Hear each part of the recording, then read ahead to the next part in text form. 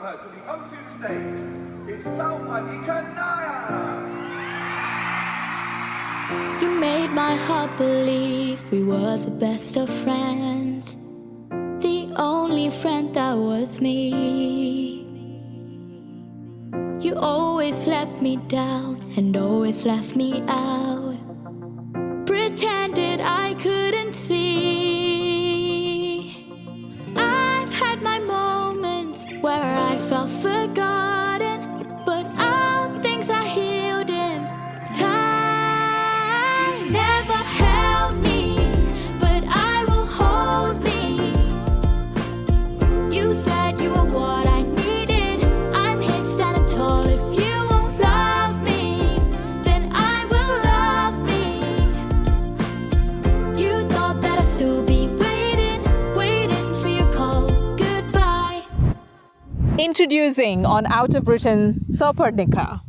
Thank you so much for having me. Thank you, thanks. And you're okay for me to call you Sau? Yeah, of course. Okay, Souparnika Nair, all of 15, only 15, but what a large journey you already have. We'll talk about that in just a bit. What does Souparnika mean?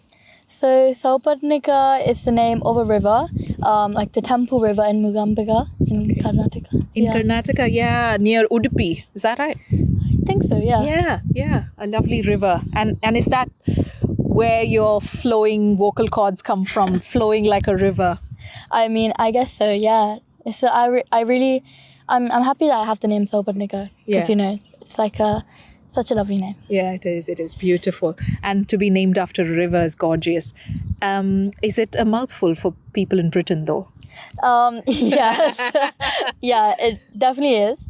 But, so of course they call me Sau. Sau. So the shortened version. Yeah. Okay, Sau. Tell us, who is Sau? Well, I am a singer and I am a 15-year-old person and I love reading. And I mean, that's me, I guess. Yeah.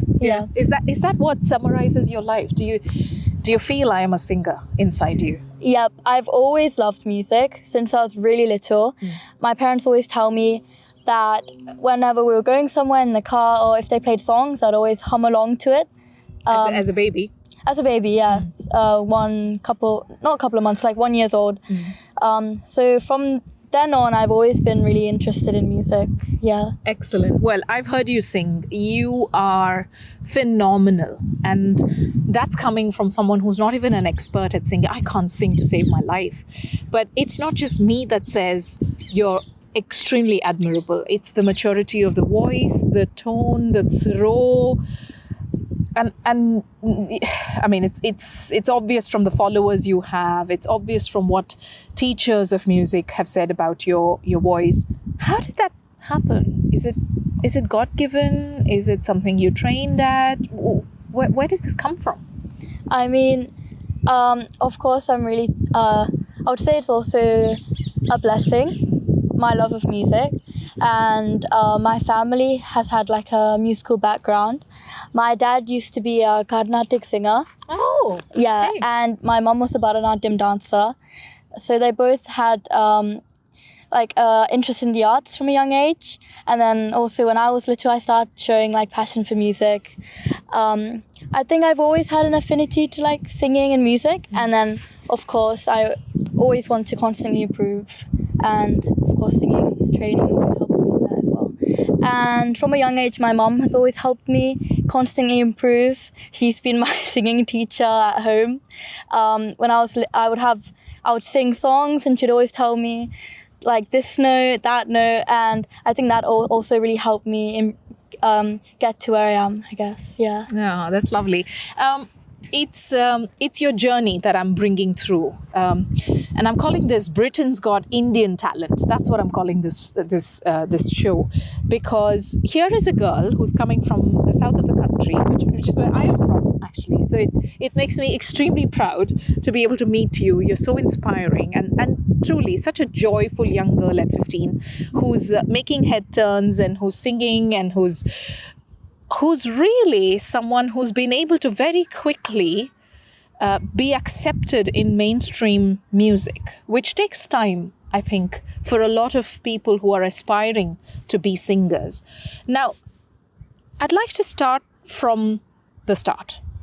Day one to your most recent achievement of doing a 33-day-long tour, the arena, going to so many different places and singing before thousands and thousands of people every single day. Tell me about day one, if you remember at all. Were you 5, 6, 7? When did you begin, and how was that like? So I started like singing when I was around 5 or 6. The movie Frozen came out back then, and every little girl was really interested in the songs, and I was singing the main song of it, Let It Go, in school. And my classroom teacher, she was like to my parents at parents' evening, Sao likes to sing a lot, maybe you should put her into singing lessons. So from then I started taking singing lessons, like 6 years old. And when I was around 7 or 8, I started going to like local music festivals to get a sense of performing and to see if I was actually really interested in music itself. And then when I was around 9 years old, I was luckily got the opportunity to be in Michael McIntyre's big show. Yeah. I'm the youngest ever unexpected star till date, I think. And that was amazing. I had an amazing time. It was my first TV performance. It was just fantastic. Oh wait, I forgot. Before that, I had my first radio performance on BBC Radio Suffolk when I was 9. I sang Crazy by Patsy Cline. It's like a song from the 50s. From a young age, I've always been interested in music from the 50s, 60s. So that was my first radio performance. So at 9, you made that first radio performance, and then on stage, on TV. That's when... As if millions are watching you and you didn't care? I mean, I've never really thought about how many people are watching. When I'm on stage, I just start singing, and then, my mind just goes into like singing mode. That's the thing. Yeah. Okay. I'm going to take a wee break there. When she starts singing, the mind goes into what, you said? Is it like meditation for you when you're singing? What does it feel like when you sing? I guess so. It's just like the best moments in life is for me when I'm on stage, because I just really love my passion for music. So before I get on stage, I'm always like a bit nervous, but as soon as I get on stage, I like forget everything, and I'm just right into the singing mode, I guess. Singing mode. Souparnika on stage. Listen in. Tell me, am I crazy? Are my dreams too big for little me?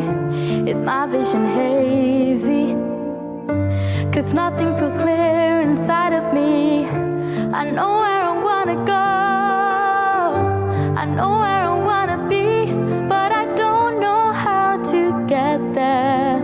Who's holding the key? I wanna glitter, shine bright like a star up in the sky, never a quitter. At least that's what I tell myself at night. I know what I wanna do, I know what I wanna be, but I don't know how to get there. Is it meant for me? Here I come, I don't wanna walk before I run. Every minute feels too long, and I can't wait to sing my song.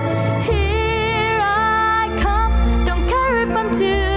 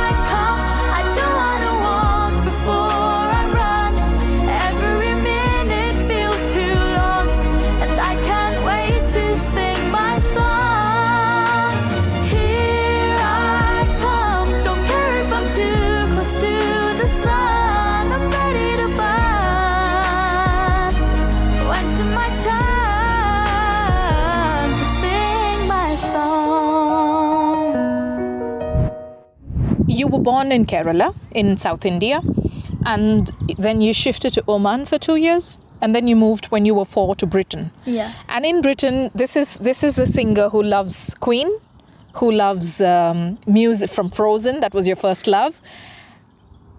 And you're often seen, especially by the Asian community, the South Asian community, the Indian community, the Kerala community would own you and say, she's our girl. How does that feel when you are, I won't say representing India, but you are from India, you're close to your roots, are you? Yes, yeah. Yeah. And you've just been to India recently, a couple of months ago, and then you're here owning songs that the world loves and adores. How do you get that right in your head? I mean, I'm really proud to represent my culture. Being from Kerala, I mean, Kerala is such a beautiful place. India is a beautiful place. And whenever I go back to India, I went back last month. I mean, it's just amazing. My family, all my friends and family are in India, so I love going back. And I mean, I'm really glad that I get to represent my culture here in the UK. And what does grandma say when you go back? Does she know what you do? yeah, she does. My grandma always watches my videos on YouTube. She recently downloaded a commenting channel, and now she comments on my YouTube videos. Okay, that's what grandmas are. Yeah. But my grandparents are really supportive of my singing journey. Yeah. You know, whenever I go back, I sometimes sing a couple of songs to them. Yeah. And I mean, I'm really happy that I have such a loving family. And such a supportive family. Such a supportive, such a blessing, doesn't it feel like? It's not easy for a young girl to do what you do. So congratulations on that. Thank you. My question though is it easy to take this, I don't know if I'm using the right word, risk of pursuing singing as a career? It's a risk because there are so many talented people out there. You could be feeling like, am I going to make it? Is this what I want to do? But you must be missing your classes, your education, which is normal to everybody else. So is it easier today in your world? Because I come from a different world. I come from a different generation. And in my world, do what you want, make sure you survive, make sure you win. That was what I was born with. And that's what most Indian families push their children to do, Asian families. They really put so much pressure in a good way for us to outperform our own selves. So is it coming easier to you to make this decision and say, yeah, I'm going to do this, I'm going to pursue it because I love it, and it may be that I may not be able to attend my classes and I may not be able to do very well. How does that balance work? I mean, making it big in the music industry is really hard. It's like, 1 in 2 million to make it really big.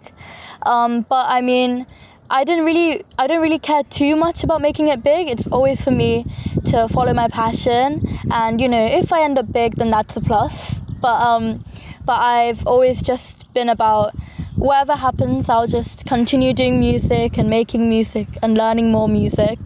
And I mean, in today's generation, I think parents are more lenient in letting their kids follow their passions. Yeah, I think more Asian parents are letting their kids, or supporting their kids at least. But as long with music, my parents have always told me to continue with my education and, learn as much as you want. It's not really about getting the top grades, but just continue learning like as much knowledge as you can. But they've always supported me and helped me in getting better at my passion in music, and they've always been there for me. So I've found it, I think luckily I've been able to find it quite easy in following my passion. Excellent. And what are your favorite subjects? What's plan B? My favorite subjects are history, English. I like all academics. But my favorite subject is history. I like learning about, the Tudors. And I've also taken an interest recently in learning about, Indian history, like cultural history about Kerala.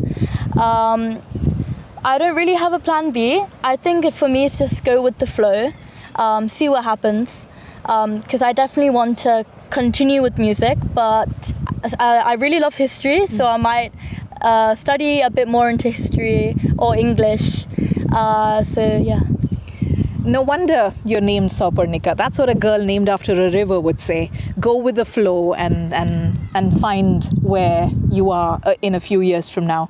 And in my little chat with Sau, I can tell that she's not just a little gutsy thing. You are a little wise thing. So wise at 15, and I wish I were. So wise, so very humble and joyful. I think you're joyful, and I love your smile. Keep your smile.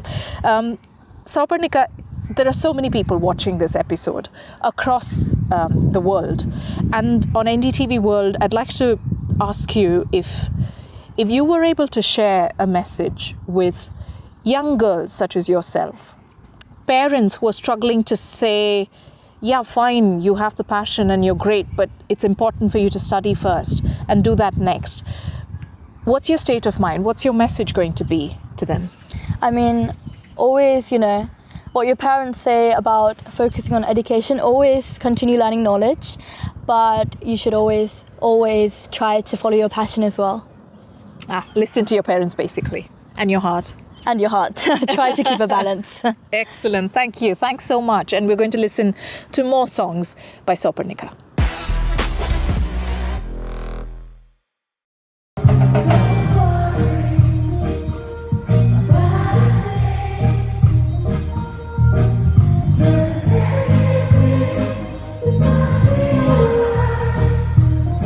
I had the joy to be Souparnika's first ever vocal coach.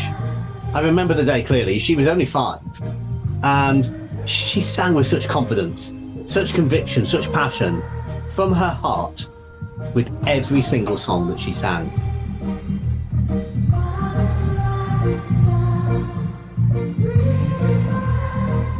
Firstly, let me say what a joy it has been to spend a couple of months this year on tour with Sau. I think she did an incredible job, and it was really just a pleasure to get to know her and see her at work in her element over these 2 months. Welcome back. You're watching Out of Britain, and I'm joyfully bringing you the story of this lovely young girl, Souparnika. Sau, are you happy for me to call you Sau? Of course. Yeah, okay. So I'm going to go a little bit over the next few minutes into Sau's world to try and see who are the people, who are your buddies. Tell me a little bit about your good friend Angel who's here. Who wants to go first? Who wants to introduce the other? I'll go first. Okay. So I'll hold it for you. Okay. So my name is Souparnika, and this is my friend Angel, and she's really talented, and we became friends from 2021 when we first met. We both did School of Rock, the UK tour, the musical, and we both played Tamika, and I guess we've been friends ever since. And who is Souparnika to you? Sau is a very important person in my life, especially in my school life.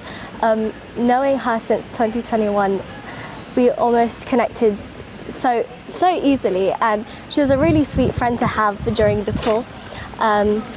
But then when we found out that we were going to the same school for 2025 to 2026, I knew it was going to be an even better experience, because she's someone so driven and so sweet, and having those factors in a friend are just very amazing to have.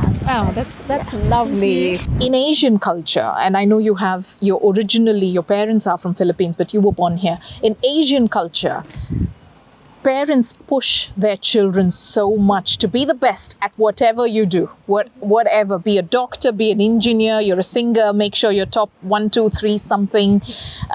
Is it okay to be, I'm not saying you're mediocre, and I'm not saying you certainly are not. Is it okay to be mediocre? Be average, be a little above average, and live with that. Is that okay? I think personally it is for me, just because seeing people that I guess you could say are better than me gives me the drive, or the encouragement. Exactly. It encourages me to be better.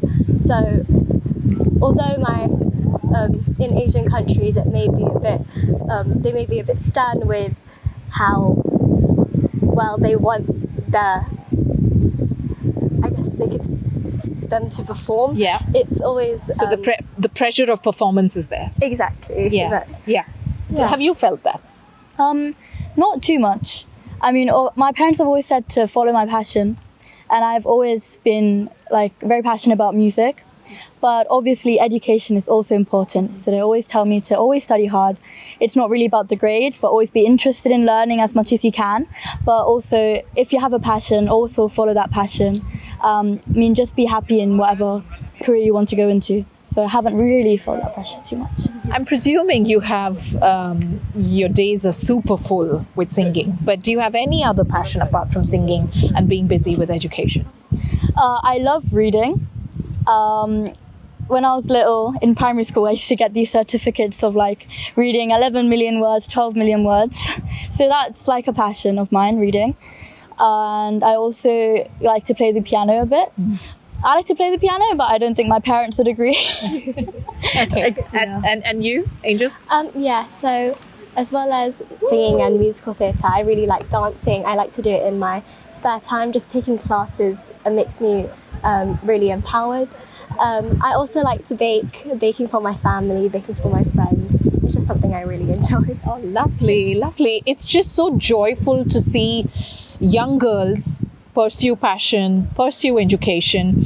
And I'm truly so happy I am able to share more stories than just Sou's on this episode. And that's because it's so important to shine a spotlight on how there has been a change in the attitude of parents, I think. And parents also find it very hard because they didn't have that kind of freedom. They didn't have that kind of backup to say, yeah, try, and if you fail, that's fine. We're here to support you. They didn't have that. I presume your parents didn't. I'm presuming your parents didn't. And mine certainly didn't. And so for my generation, maybe it was do it, just do it and survive. But here, we've come to this era where it's okay if you've tried, as long as you've tried, and it's okay where you end up. And who knows, there could be a Sao who makes it like a gem is found, and there'll be an Angel who will make it extremely big. And best wishes for that. Thank you so much. Thank you. Thank you so much. Thank you.